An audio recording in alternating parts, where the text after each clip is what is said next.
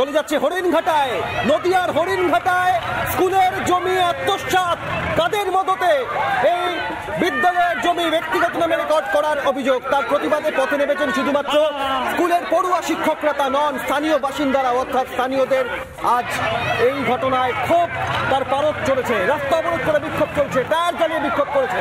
পঠন পাঠন, শিক্ষায় দুর্নীতি, নিয়োগে দুর্নীতি, আর বিদ্যালয়ের জমি নিয়েও দুর্নীতি। তার কারণ বিদ্যালয়ের জমি ব্যক্তিগতভাবে রেকর্ড করার ঘটনা ঘটেছে নদিয়ার হরিণঘাটায়। সেই অভিযোগ তুলছেন স্থানীয়রা। অভিযোগ শুধুমাত্র স্কুল কর্তৃপক্ষ, শিক্ষক, পড়ুয়া তারা তুলছেন না, স্থানীয় বাসিন্দারা তুলছেন।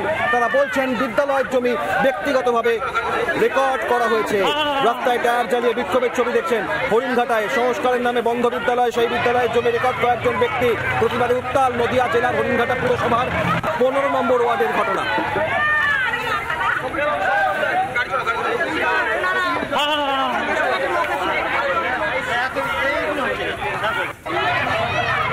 স্কুলে যে আপনাদের জমিটা ছিল, ওটা কাদের জমি ছিল?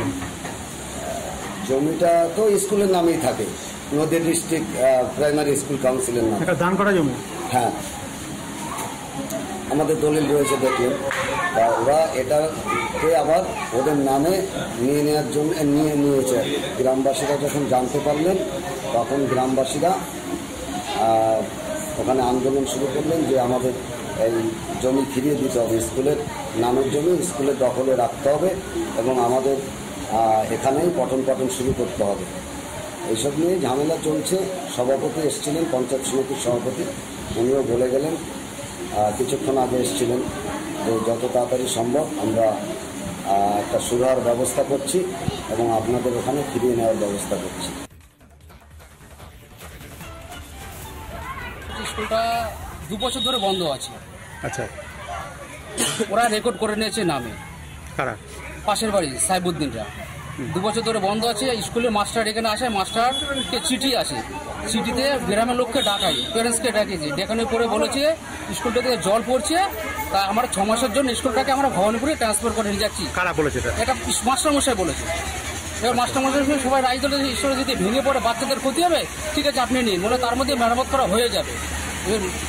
6 মাসের কথা শুনে 2 বছর হয়ে গেছে, স্কুলটা চালু হয় না। পরে দেখা গেল এই জায়গাটা স্কুলটা দেখা যায় পুরো রেকর্ড ওরা করে নিয়েছে ওদের নামে। আমাদের একটা কথা, স্কুলটা চালু করো। কিছুক্ষণ আগেই আমাদের বিডিও হরিণঘাটার অফিসে কিছু স্থানীয় মানুষজন তারা এসে বিক্ষোভ দেখান। তো আমরা তাদেরকে বলেছি যে তাদের যে অভিযোগ রয়েছে সেটা লিখিতভাবে জমা দেওয়ার জন্য।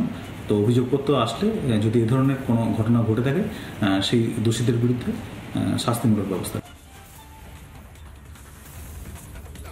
আমি অবাক হচ্ছি যেটা কী করে হলো। রেকর্ডিং সেকশনটা হচ্ছে, রেকর্ড কোনটা হবে সেটা ভূমি দপ্তরের কাজ।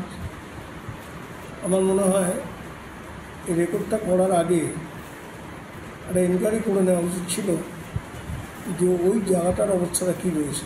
সব থেকে স্কুল, সেই স্কুলের জায়গাটা কোনো ব্যক্তিগত কারণ নামে এটা কী করে রেকর্ড হয়ে যায় আমি এটা ভেবে উঠতে পারছি না।